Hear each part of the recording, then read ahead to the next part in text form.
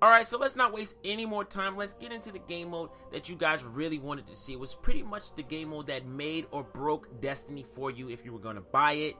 It's Crucible. Now let me say this, man. If the Crucible was the only thing you guys wanted to play, you're missing out on a whole lot of video game, because the story mode and the stuff you can do other than that is awesome. But this is a Crucible video, so let's talk about Crucible. So again, remember the classes that you made in the beginning of the game, those carry on into Crucible. So make sure your character's decked out. A little bit of a disclaimer before anybody freaks out. The level of your character does not correlate to anything when it comes to the game. It just, only thing it does is it lets you know what guns you have available. So whatever guns you picked up at that level you can use, but it's balanced. So if you fight somebody that's level 20 and you're level 8, don't worry. They just have a nicer looking gun than you and a couple of abilities unlocked for their own class, but it's still balanced. Your gun works just as well as theirs does, so don't freak out about that like I did when I first started. But anyway, let's get into the game modes real fast. When it comes to the Crucible, you have 4, and you actually have to play 3 out of the 4 to unlock all of them. The first one you start with is Control, which is kind of like Domination if you ever play Call of Duty. Second being Clash, Team Deathmatch. Actually, I think that's the footage you guys are watching right now. I had a pretty good 10 streak on that, so obviously, you know, I had fun with TDM. Third is Rumble, free for all. You know, if you want to get your kill on, you don't need nobody to help you. That's pretty fun too. And the last one is Skirmish, which is interesting. I like it. It's again, it's Team Deathmatch. Only you get points for kills and reviving your teammates, so you want to have that in hand. I see a lot of good teamwork there. I think that game mode is up to 3 people, which is pretty cool. You know, nice little small squads run on one specific map. I forgot the name of it off the top of my head, but it's fun. If you guys ever played that, it really forces you to do some teamwork. I feel like that's trying to be the MLG kind of playlist there for them. I think that's what they're trying to use to get into the esports world. We'll see what happens as time goes by. But yeah, real fast, let's talk about the maps. There's a couple good ones here. I really like smaller maps in this game. So, you know, Shores of Time and Rusted Lands, you know, maps that really have kind of a small, close range kind of combat system, I prefer. Especially in this game where the shotgun is really good. Those stages work the best for me. Lots of close corridors, lots of small little areas that you can get, you know, get your rocks off in, get a couple of quick kills. That's pretty awesome. And then you have bigger maps, which I kind of didn't mind until I got sniped ridiculously. Now, these maps have vehicles. You can summon your vehicles on those. And if you're not a type of person to deal with vehicles, they can kind of get on your nerves. But again, as time went by, I got used to those. And that was the Blind Watch map, which is on, you know, on Mars. And the Moon one, First Light. You can't miss that one because that's the one with the giant dome in the middle.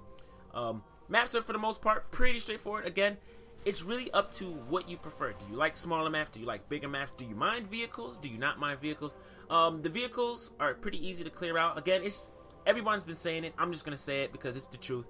It's like Halo, right? Only difference is you can't jack the vehicles off, you know, if someone's on it. So that sucks, but again, not a big deal. So my recommendation when you're going into the Crucible, level up first. Level up, level up, level up. If you don't want to play the PvE, well, tough cookie. If you want to spend some money and buy your guns when you go to the tower, that's fine too. But the guns that you start off with actually aren't bad. If you do run through the story mode, actually the beginning part, you can end up with a pretty good sniper rifle and a machine gun.